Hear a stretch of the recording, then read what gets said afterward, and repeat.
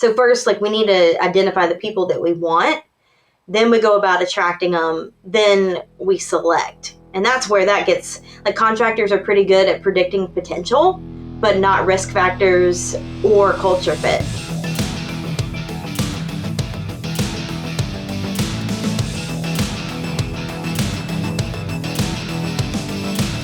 All right, what's going on, everyone? We are joined today on the Nailed It show by our friend, Dr. Jessica Stahl. She is the founder, the owner of Ignite Results, and she's here to share some insights with us based on her vast experience in recruiting and hiring and retention and really building your awesome team that you need to accomplish your goals. So welcome to Jessica. How are you? I'm great. Thanks so much for having me on this podcast. This is like in my opinion, one of the best in the industry. Whoa. Well, you're just gonna make it better today. I mean, we're just looking to get 1% better every day. So thank you for making that happen. And I also want to mention that we are joined by our client success director here at Contractor Dynamics, Elizabeth Lytle. How's it going, Elizabeth? Hey, good. I'm excited about this conversation. All right, cool. Well, we all met a couple months ago down in Dallas at an event, and here we are on the show. This is our first, just to be transparent, this is the first time that Elizabeth and I are kind of joint interviewing someone here. So we will do our best to make it seamless and flow really well, which I'm sure we'll do. So yeah, let's dig in. But before we get into some of the hiring, tips and secrets and things like that, just why don't you give us a little bit of a background as to who you are and where you come from and what it is that you do? Yeah. Well, I grew up on a farm. That's the first thing. If you notice my accent, that's from Nashville, Tennessee. So I grew up in this tiny town. The most exciting thing in the past 5 years is a Taco Bell. You could actually take your horse through the drive-thru. At Taco Bell, McDonald's, they get a little weird. So just grew up in this like super like tiny town and come from, a family of contractors. So my dad's a contractor, my stepdad's a contractor. I've been basically in contracting since I was 2 and on job sites and just kind of born into the life. And then I pretty much hated the small town and, I don't feel like, women got the same respect as other places. So I just kind of rebelled against that life and went off and went to school and got my bachelor's and then master's and then joined the workforce. And I was like, oh God, because you got to go to work and they give you money and then you got to give it to other people. And I'm like, I'm just not doing that. So I went and got my PhD at Clemson and ended up teaching there as a professor, went into corporate America and been consulting for about 14 years with Fortune 100 and small businesses. Wow. You might be our most educated guest we've ever had on the show. So that's really cool. What sort of consulting did you do over those 14 years? Yeah. So we had a consulting firm attached to my master's program. So that's where I really started. And so we did projects around Nashville from like the Gaylord Opryland Hotel to some military contracts to the like security department when you go through the airport line, like creating training for like the people that check your bags, like from all different types of really unique projects. So I got like really vast experience there. And then working in corporate, I worked at Publix for 4 years as an internal consultant. And Publix is one of the best places to work in the country. So learning a lot about culture. I mean, culture is kind of an abstract thing. So how do you bring that to life? So like learning a lot of project management and planning skills, and then running the hiring process for about 200,000 people. Just a couple 100,000 people. No big deal. No big deal. Yeah. Wow. That's, I think most people listening to this are like, man, if I could find 2 good people, I could really crush my goals for next year. We're recording this at the end of December, so going into 2023. So that's some really cool experience. Sounds like you learned a lot and really, a diversity of different skills and projects and things like that. So how did you get to where you are now? Or what is it that you do at Ignite Results, and how'd you get into back into contracting. I know it's like, contracting doesn't, we don't choose it, it chooses us. And it sounds like you were born into it, kind of like I was, and you came back kind of full circle. So, tell us about that. Yeah, so people say it's like the mafia. Like once you're in, you're in. It's like your lifetime career. I mean, I guess it started because I just sat in my cubicle and just dreamed about having my own business. All of my family owns their own business. Like my brothers own like a piping business, roofing, land clearing, and landscaping. So my mom is a photographer. So I would be asking my family for advice, and they're like, "Oh, just quit." Oh, great.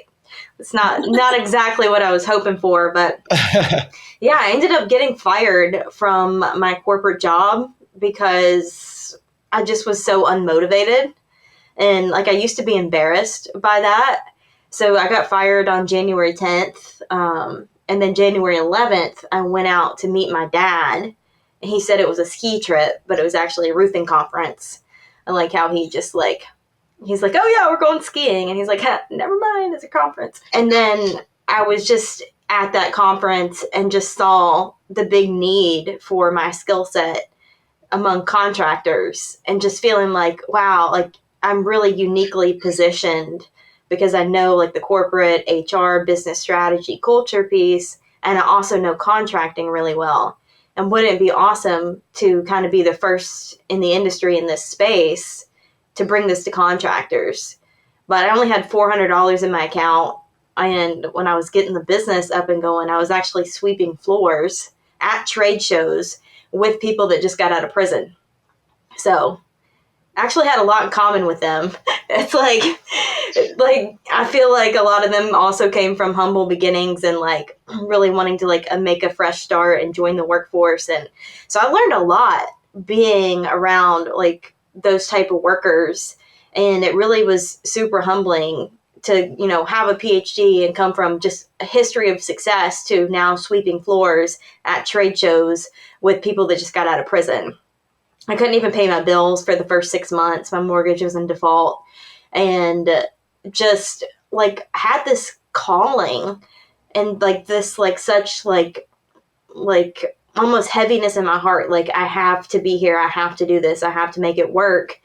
And I mean, that's really how I got here. And then that love for contractors is why I stay here. Wow, that's very interesting. So just to like unpack that a little bit, okay, you've got this consulting background, PhD, all this stuff. Your dad has a very successful business. It would have been maybe the easy thing to do to like say, "Hey, Dad, can I have a job?" Or maybe that wasn't an option. I don't know.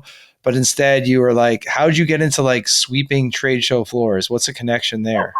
So my ex-boyfriend owned like a trade show decorating company. Oh, Yeah. okay. And he All was right. like, "Well, I mean, the only position we can offer you is temp labor." And I was like, "I'll take it." Like, that sounds great.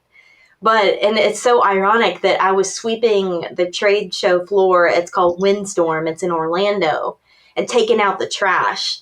And I took out the trash of this one company called Stratus Roofing, and we actually signed them as a client 6 months ago. So I was like, "I don't know if you guys remember me, but I took out your trash." They're like, "Oh my God." And so it really just came like full Wow. circle, and like, I'm here to help you and do whatever it takes as a consultant. Like I'm not too good to, even take out your trash. That's cool. And growing up in the construction industry myself, like that is very much appreciated and respected. I had the opportunity to work out in the shipyard in Brooklyn, New York, when growing up in my family's business and working alongside people from literally all over the world that had a variety of experiences and backgrounds and criminal records, yes, and different languages. It was a really awesome experience just to understand other people, to build empathy, to realize like people, come from different situations and just to kind of relate to different people and to realize like, we might have been born in this country. We might have been born into, different opportunities that we should not take for granted because, most people don't have those opportunities. So I think that's a really, that humility is really, it goes a long way. Yeah. And when I talk to business owners, I mean, I try to teach them like the same thing. Like, if you're a successful business owner, I mean, it's really tough to get a new business off the ground. And a lot of these contractors have done it. And I think as business owners, we have a responsibility. We're in charge of people's lives. As far as their livelihood, they spend the most waking hours of their life at work. And so being able to like share that story, like your story and my story, and let them know like our struggles, our backgrounds, I think that that's just one of like the most powerful things, like to relate to contractors and to inspire them. I'm sure that's like what's helped you be super successful as well. Yeah. I mean, yeah, I'm not above anyone. So besides taking out the trash, what is it that you do at Ignite Results? Tell us about the company and, what else you do there. Yeah, so we work with contractors in two ways. So one is our consulting, and then two is the recruiting piece. So I'll start by talking a little bit about the consulting piece. So the way we do that is we work with clients for an entire year. So we're starting just doing like 3-month projects, and what we found is that we're implementing great systems, but without that accountability for the whole year, then things just fell apart. So we meet with contractors every single week for a year. We are super hands on deck. It's basically kind of like an outsourced operations manager when we're coming in. So setting the company's goals and really just assessing where they're at. We're surveying every employee in the company to get their feedback. We're looking at their P&L statements. We're looking at, their systems, everything from marketing to accounting to production, and first just really understanding what's going on. Because I feel like, a lot of times consultants will go in there and say, I have the best way to run your company because look, it's worked in all these other companies. But when we're coming in there, it's like, okay, this is your unique problems. We actually have the data from your employees, from your P&L statements that's telling a way different story. And I think that's like one of the main issues that contractors have is not really understanding their problems. So that's our first step, is that planning piece. And then the second step is the process piece. So what processes do we need to have in place to carry out those plans? So a lot of times we're building SOPs for every single position, getting your job descriptions right, building out like a workforce plan, creating videos. We use a lot of Loom videos because sometimes, let's just face it, like there's a lot of ADHD people in roofing and they're not going to read SOPs. So we need to create a video library on these things because there's a lot of turnover. So to reduce the time to training, we're creating videos. So that's like planning and process. And after you have those two people, that's when you can build your team. And you really can't do anything else besides that order, because now you have the right people with no systems to run on. And now you have great systems with no plan or vision for the company. So that's how we do it in that order. All right. That makes a lot of sense. We are, I guess you can consider us consultants as well, marketing, training. And what we see most often in the contracting industry is like companies will just do marketing and they don't have a plan. They don't have a process.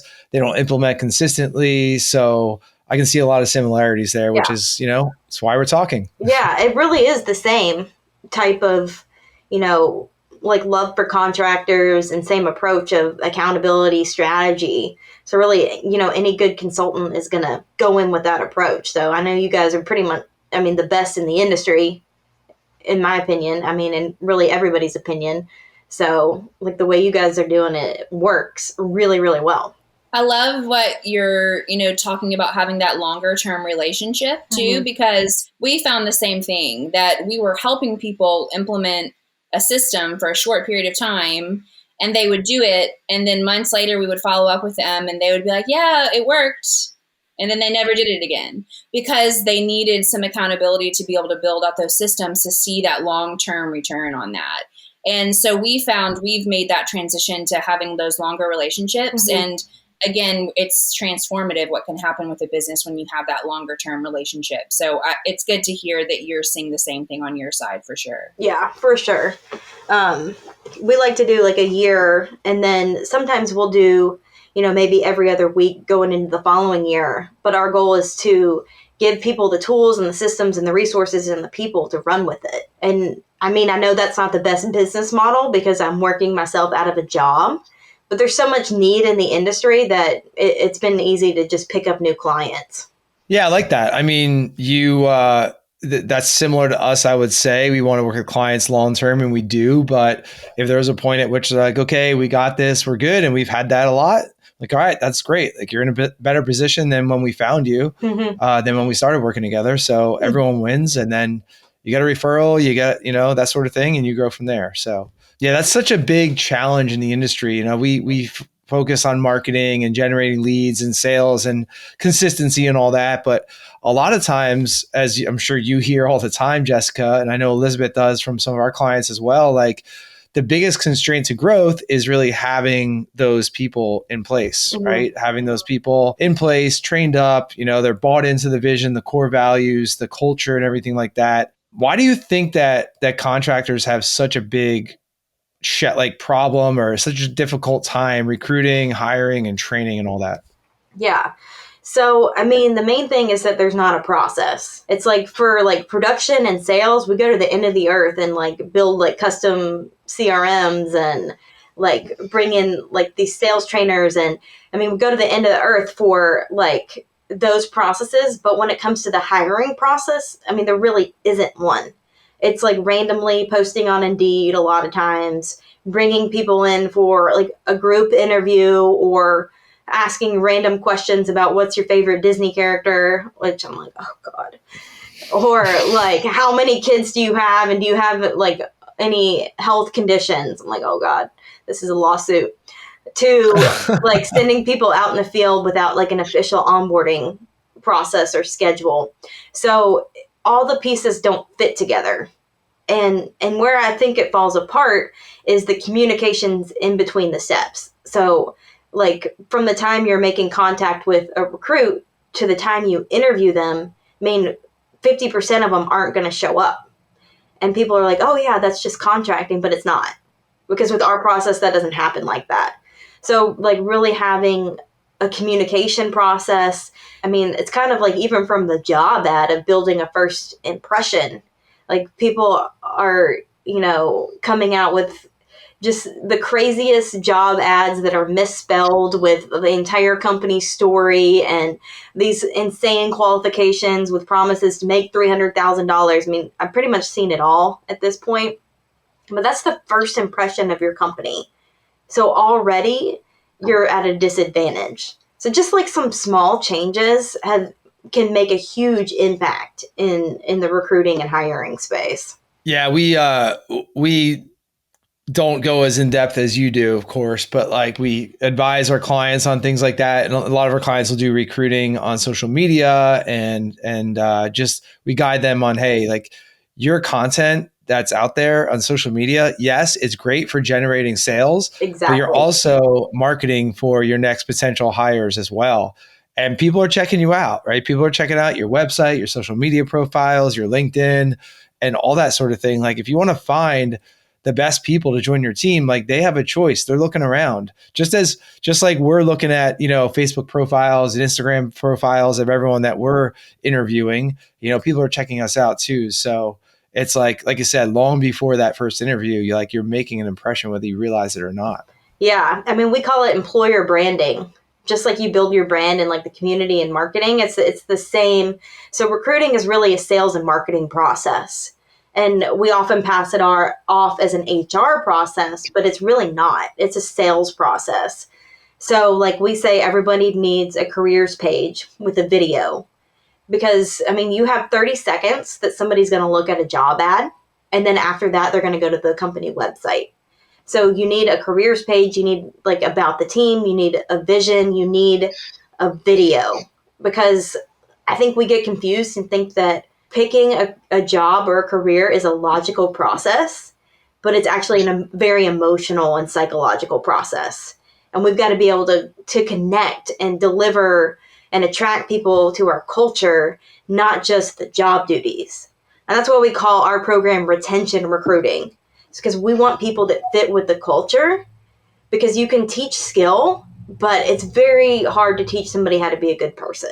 Well, I was talking to a client recently, without naming any names, who was talking about struggles with team member retention. Mm-hmm. And one of the things they were talking about is, this guy was feeling frustrated because he felt like, man, I've hired so many great sales guys, and then they just turn around and they don't do this, or they don't turn into this, or they don't do this. And so I was asking him, well, talk to me about what that looks like. Like, how are you deciding on these guys? And what do you mean when you say they're so great if they're not sticking around?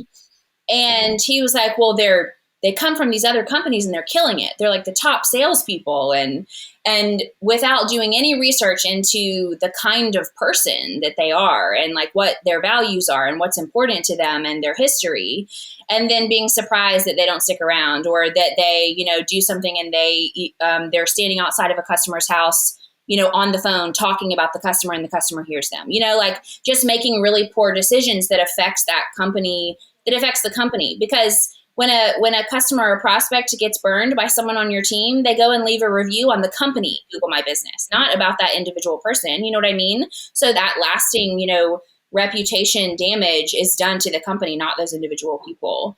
So I was just telling him, it's so important to not rush into hiring new random people because they look like the top skill set. You've got to do more work than that. You've got to have some better processes. Yeah, you're right. I think the process is probably the biggest piece that I see that's really missing from a lot of these companies. Yeah. So, that's why we've laid it out like steps 1 through 7. Step 1, identify the type of people you want. Is it people from other companies? Is it new people? Is it, experienced salespeople? Because your compensation and your training looks very different from an experienced roofing salesperson to somebody right out of college. So first, we need to identify the people that we want. Then we go about attracting them. Then we select. And that's where that gets, contractors are pretty good at predicting potential, but not risk factors or culture fit. So that's why we've created a very structured interview guide with a scoring system to get beyond the yes or the no or the good or the bad. But why? Is it asking questions about integrity, about ownership, about leadership, about rejection? So getting the information you want by asking the right questions. I think that's far more important than bringing 20 people in for a group interview and just seeing who's excited about the job. Yeah, I'm taking notes, Jessica, because we're hiring right now. And I'll be honest, we're going through, we're just trying to figure out our process. We have, and I'm sure you hear this all the time, we have kind of a loose process, and Elizabeth and I are kind of, tag teaming to get back to people and set up interviews and trying to refine that process moving forward. So I'm taking some notes here, but that makes sense as far as asking the right questions during the interview. Do you recommend a personality test? What are some of the other steps in there without giving away all of your secrets? Yeah, I'll give you my secrets. It's okay. So I feel like we should do a trade. I need some help on my marketing. I'll help you hire people. Yeah, we're talking. We can arrange that. Yeah. Yeah. So we definitely want, it's kind of what I tell contractors is that it's kind of like building a case for an insurance company where you want to take the pictures, you want to make sure the scope is right, you want to make sure you have all the evidence for the insurance company to make a great decision. So it's the same when you're hiring people. You want to ask the right questions, you can use assessments, you can do a background check, you can do references. So you want to have all the information. So I definitely do recommend assessments. We launch assessments that you can only get if you have a PhD. So anything that a contractor can go and buy themselves is most likely not a good assessment because you want something that has science behind it. So we'll do things like measuring verbal, numerical ability, communication skills, looking at their motivators, looking at their desired work behavior from pace of work to what type of incentives drive them. So really getting a full picture of their intelligence level, of their skill level, and of their motivators. Okay, that makes a lot of sense. Okay. Yeah. So. Yeah, we use an assessment, but I'm not trained. No one here is trained in actually analyzing it and looking at it, So it's I guess a little bit helpful, but we're not I don't have full confidence in myself as far as like, what are we actually looking for, for qualifying and disqualifying, Yeah. And I think like that can be different for every position. Like looking at like the type of communication and motivators for a management position versus, an admin position. Like it's not just, it doesn't look the same. It's a different profile. Like just like the FBI would create a profile, or eHarmony's like find a new husband, or like it's the same thing of creating that ideal profile for a candidate. Got it. Yep. Same thing with creating an ideal profile for a profile for your ideal customer, your ideal client, right? Yeah. Like who is that? What are the red flags? If they ask these questions, then like we're going to, run as fast as we can the other direction sort of thing. So yeah, very similar. Now, when you do this with contractors, you have this year-long engagement. Are you doing this for your clients? Or are you like training them on how to do it themselves, or a blend? Like, what does that look like? Yeah, so we're training them on how to recruit. We're training them on the hiring process. So we go in and build the custom interview questions for them based on their culture. We choose the assessments.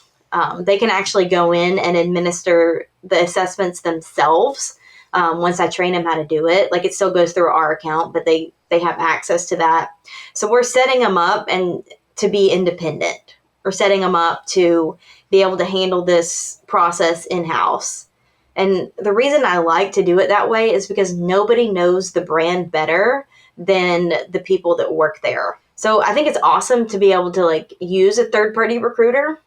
But I mean, in reality, you're spending about $36,000 to outsource your recruiting, and you'd spend about $44,000 on somebody to work full-time in-house to handle that and HR. Okay, that's interesting. And so like a client, an ideal client for you, is it someone that has like an HR person already, or are you working with the owner to help them hire that person, or what's that look like? So we work with, if we're just focusing on like the recruiting piece, that's for everybody. Because no matter what size you are, you still need a hiring process. Like, I mean, I would say once you have like more than 5 people, you're at the $1 million mark. Like you need to have your hiring process nailed down. So even if you use a third-party recruiter, they're going to deliver you great people, and then what are you going to do with them after that? Like you still have to interview, select, onboard, do the new hire paperwork. So I mean, we've already created all those steps. We give you your onboarding, we give you all your new hire paperwork. It's all templated out. We give you every interview question, every job ad, everything that you need to go and execute. So with the recruiting, we do recruit recruiters. We do recruit like your HR people. So like we have a company that we just started working with. We're going to recruit and train that person.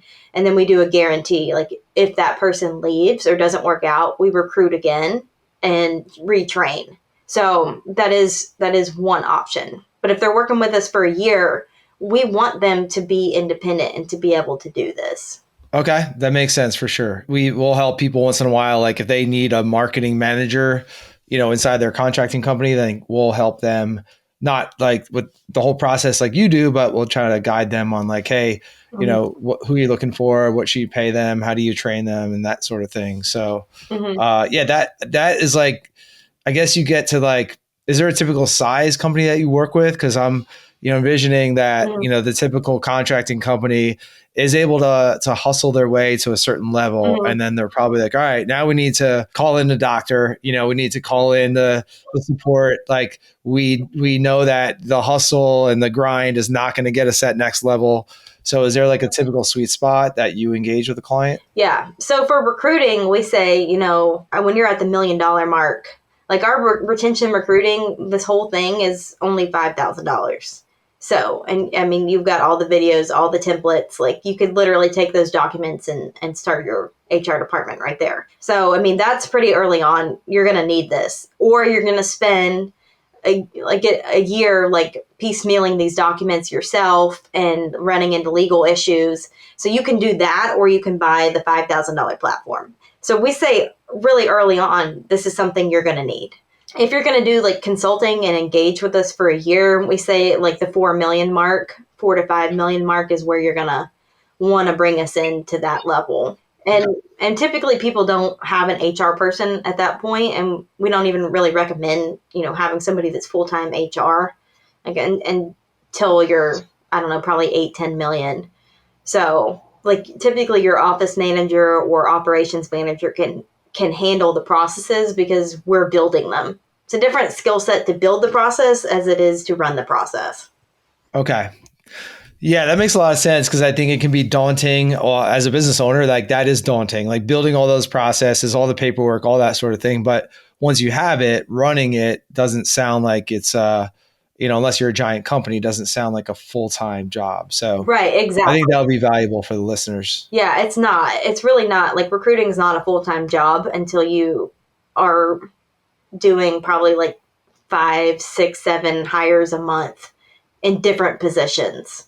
Right. So it's like different from like a sales position to, admin, production. So it's really, it's really like a 20-hour a week job.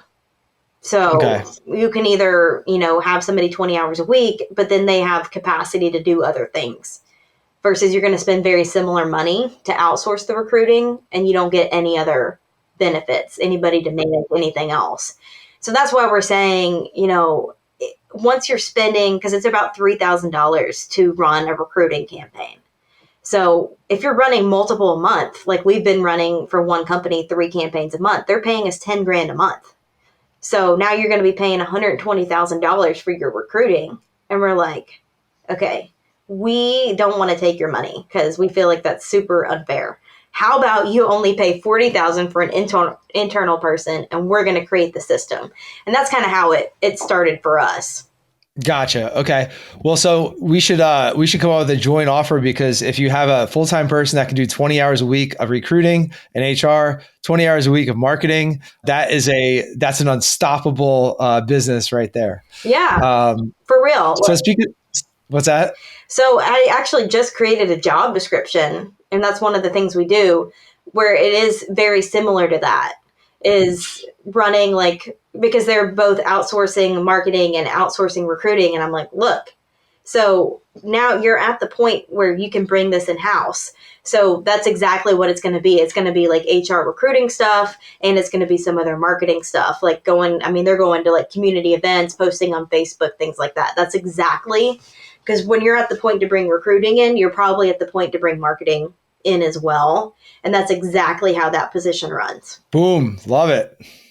I love what you said earlier about how no one understands or cares about your brand more than you do, in your company, because that's what we talk about all the time. You can go pay an agency to do whatever you want for them, but quite literally no one understands or cares more about your company and the life of your company and the culture of your company and your core values and your mission. No one knows it more than you. So it makes so much sense to bring that all in-house. And yeah, again, like what you're saying, you can have some random third-party recruiter doing this for you. But again, you're not going to be able to retain any of that inside. Whereas if you're able to work with you guys where you train them inside your company, that's something that you're going to use year after year after year. So it's not like you get the benefit once. You're getting that for the duration of the time that you have your company. Same thing with marketing. Yeah. And the profile of the person doing the recruiting and the marketing is very similar. Like that skill set, it's more of your people-oriented, outward-facing, extroverted,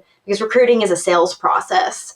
So it's the same type of energy you would be bringing. So that person is really uniquely qualified to start and handle both. Cool. Jessica, I always like to just, as you're talking, think about what questions someone who's watching this or listening to this right now is going to have. And this has definitely been awesome. And I think people might be wondering right now, like, okay, she's talking about a recruiting campaign and this, that, and the other thing, where to find people. Where have you guys had the most success finding people? Is it on the Indeed and Monster.com, or is it social media or something else or a combo, or like, what is it? Yeah. So you really have like 5 to 6 strategies. And just like with your marketing, it's like you wouldn't just post on Facebook. Like you're going to want to, whether it's, radio or bus stops or, whatever, or door knocking, however they generate leads is the same as generating leads for recruiting. So one of the first things we do is we have an email template that they're going to send out to all their past customers, because the customers know the brand. Just like we leverage them for referrals for other roofs, they know the brand and they've done amazing. They left a review. Those people can help recruit for you. So that's the first thing, to email the past customers on a quarterly basis. The second thing is to create your 100 lists. And we have, different videos on how to do this. So everything from like your people at church to the daycare moms to, the bartender, like really creating a list of everybody, like a warm market list, and texting them about the job opportunity if they or somebody else they know would be interested in that. The third thing is like your employee referral program. So you've got your 100 list, but now your employees, that's going to be your strongest source, is like the direct marketing approach. So the like network and knowing those type of people, that's like, that's going to be your number one. So developing an employee incentive program. So you recruit one person, that's $1,000, $500. And then like the careers page to get like natural traction. Some people even do SEO on a careers page. And like social media, having the right video content out there. And then Indeed is typically really the only job board we recommend, except for Craigslist, to recruit crews and people in skilled labor. Don't ask me why it works. I don't know the research on that, but it works for those type of positions. Or like Craigslist isn't like Craigslist killer, but it still works. So, and I've heard that in my local market, I have heard that some of the highest success that they've had in terms of recruiting that skilled labor has been from Craigslist. Mm-hmm. From little $50 random posts on Craigslist, they found like bathroom installers, they found crews, they found like repair techs. Yeah, that's so interesting. I don't understand that, but obviously it works. It does. And like people are like, okay, Indeed, we understand, but Craigslist? And Indeed is like, we think about recruiting, oh, we just posted a job on Indeed. Like, because that's all the outsourced recruiters are going to do, is go post that job ad and charge you $3,000 a month. We do it. I know it. I know the game very well. But we're going to post the job on Indeed, and that's an amazing source. But you can't just limit your recruiting to that. I mean, I'm going to give you the job ad to post. I'm going to teach you how to search. There's a way to be super proactive on Indeed. You never want to wait for people to apply. You go hunt them. And I teach people how to master Indeed, where you're going to hunt people and buy resumes. And there's a huge, like, 500,000 people in a database where you can type in that exact criteria of the person you want, and it's going to pull it up in your area. Now you're spending $300 instead of $2,000 and getting way better results. So right away, like, we're saving contractors $1,000 a month, just right there. It can be overwhelming. We use a combination of social media and email, and we use wisehire.com job board. And it's like, there's so many applicants in there. They kind of do a good job at filtering them into like the recommended ones, but it's overwhelming to like go through all those. But but we do have and employ, like Elizabeth posted in some local Facebook groups. We have a decent amount of people from there. I have some from my social media. So I think, that's a testament to like the content that we've been putting out for years and the brand we have built, where people are like, oh, you guys have some cool stuff going on. I'm interested in learning about that. So, brand building for recruiting is huge. Absolutely huge. Yeah. So that's where your screening process is going to come in. Like the better your brand, the more applicants, but that also means the more unqualified applicants as well. So you've got to have like a really good screening process, whether that's just like a basic like skills assessment or like your 15-minute interview. Like in some platforms, you can screen for experience. Like, do you have 5 years of marketing experience? If they say no, they're kicked out. So we definitely want to whittle down that applicant pool, like at least the bottom 30% before you ever talk to them. Okay, that makes sense. Yeah. Just like sales, you're disqualifying those not ideal fits as well. Yeah, very similar. What do you do, Jessica, to stay?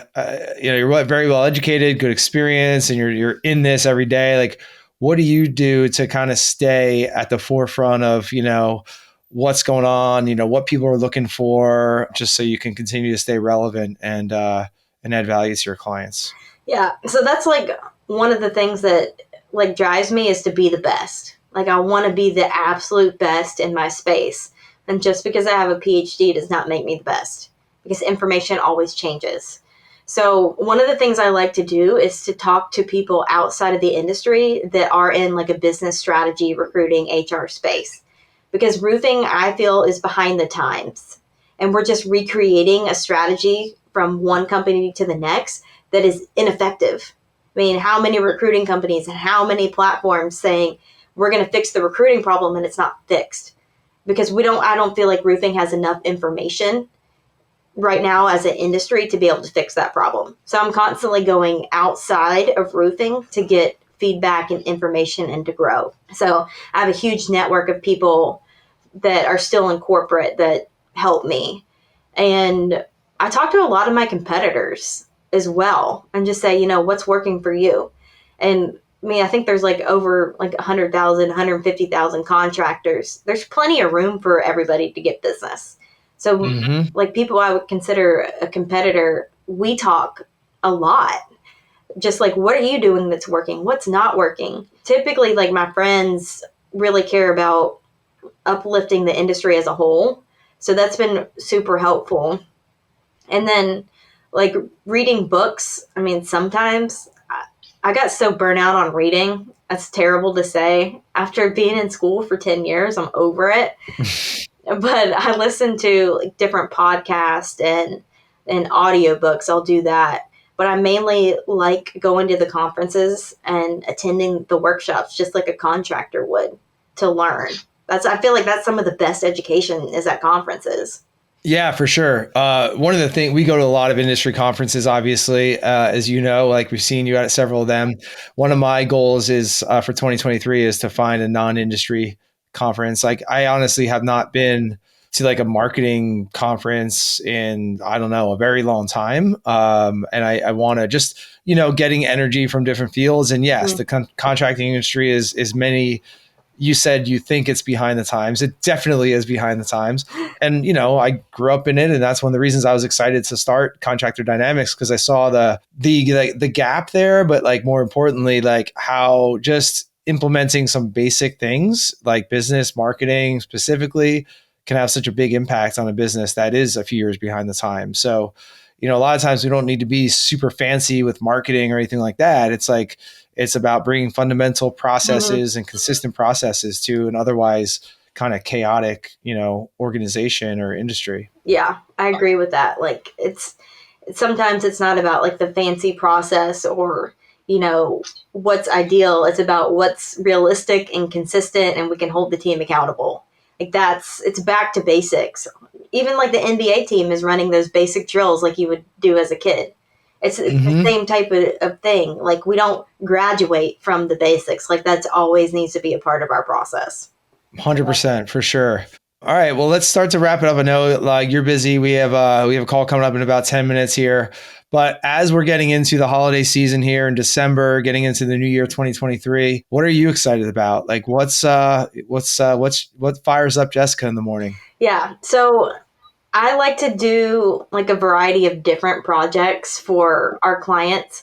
We just signed a big contract with Oberg Roofing in Minnesota. They're amazing. Definitely just such an innovative company. Like we've been with them. They were at 3 million, 7 million, 15 million. They'll be at, the goal is to do 30 million next year. So we're building out Oberg University right now. That's going to launch in about 3 weeks. So where we're like bringing in different guest speakers. Me and my employee will be on site there. We've got Adam Sand coming in. We've got, really, and because the winter comes for people in Minnesota and they don't really work. So a lot of times the salespeople get laid off, but they're not getting laid off this year. They're coming in every day to Oberg University. And there's going to be such like an energy, and we're developing the outline, the content, the facilitator guide, and just bringing a whole new level of training to that company. Something that's never been done in roofing, to have like a whole month of training experienced salespeople. Wow, that's awesome. So exciting. Yeah, Yeah. love that. So we're going to be I reading. can't wait to hear more about that as you roll that out. That's awesome. Yeah, from reading books to time management training to body language, like to window people coming in and speaking like the best of the best. And I'm super excited to roll that out and to be on site for that. Awesome. Elizabeth, she mentioned best of the best, but I don't know. We haven't gotten an invite. I don't know. I haven't seen one. Have you? Like, I don't know. I'll Must not be the best if we're yeah, not it invited. must not be. No, that's such a great, like, that's awesome, because it's like, I know there are people out there listening to this, watching this, or like, screw that. I like to take off for a couple months over the winter. I grind 80 hours a week all year long. If that's your thing, cool. Like, that's great. But if you're going to sit there in the wintertime and complain that your sales reps always leave and you have to start over every single year, well, take ownership, take extreme ownership. It's one of our core values, right? Like, figure out how you can like entice them to stay and give them like life tools that they can use for not just the upcoming year, but forever. Body language, time management, like all that sort of thing. Like, that's awesome. I love that. Yeah, and they I gotta get to know those guys. What's that? They pay the reps to be there. Like, that's awesome. It's a salary to come. So that's awesome. What a concept. Pay your employees to be there all year long, right? Yeah. Crazy. I mean, Oberg is pretty much, I can see them being $100 million company. Just insane leadership and just really investing in their people and leadership development. It's amazing. So I'm super excited about that. That's cool. Yeah. I mean, so many companies say like, yeah, 100 million. It's just kind of like the default, like, oh, what do you want to build? Well, 100 million, like no big deal.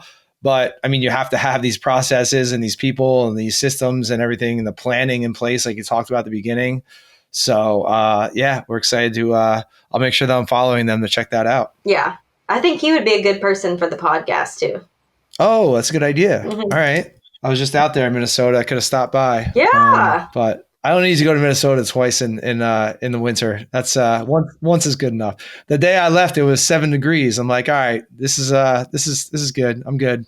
Well, thanks for sharing this, Jessica. I think these are obviously is a huge challenge in the industry. And I know you shared some really good insights that, there's no magic to it. There's no secrets, right? It's about putting the right foundational pieces in place and holding yourself accountable or holding your team accountable to actually doing them. So thanks so much for sharing. I appreciate it.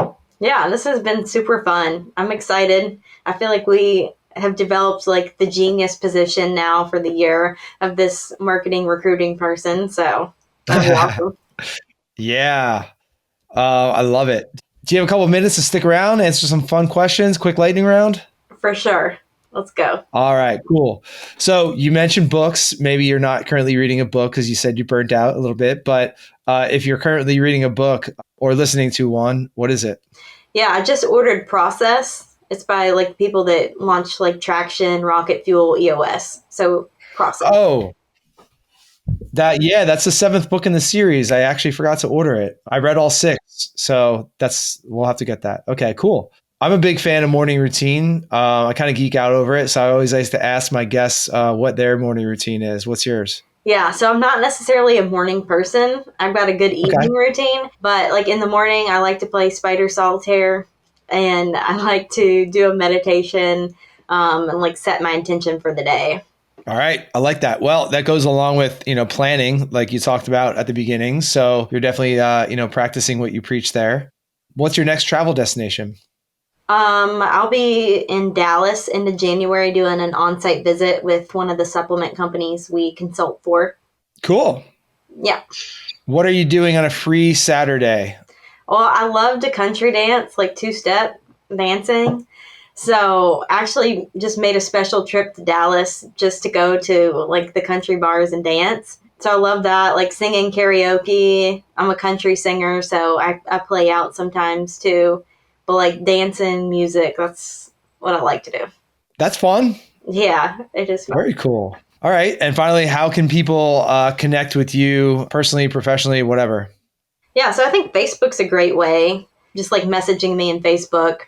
And of course, our website, you can book an appointment. That's igniteresults.net. And then my email is jessica@igniteresults.net. We're pretty responsive of getting back to people. And this is a good time of year because we're a little bit slower the next 2 weeks. For sure. Yeah. We'll make sure we put all those links in the comments or down below, wherever this video audio is. You can get in touch with Jessica. And I just want to thank you again. Anything else to add, Elizabeth? I know I did most of the talking, but I want to make sure that you can give any final thoughts if you have any. No, that's great. Jessica, it's been great to hear a little bit more about you. I got to hear from you at a couple of the industry conferences, so I heard a few of those stories that you told briefly, but it's good to get to know a little bit more about you and your processes. Thanks for sharing so many insider tips and being willing to spill some secrets there. I'm looking forward to maintaining our relationship and, referring people your way for sure. Awesome. Okay. Well, I'll talk to you guys soon. All right. Take care, Dr. Stahl.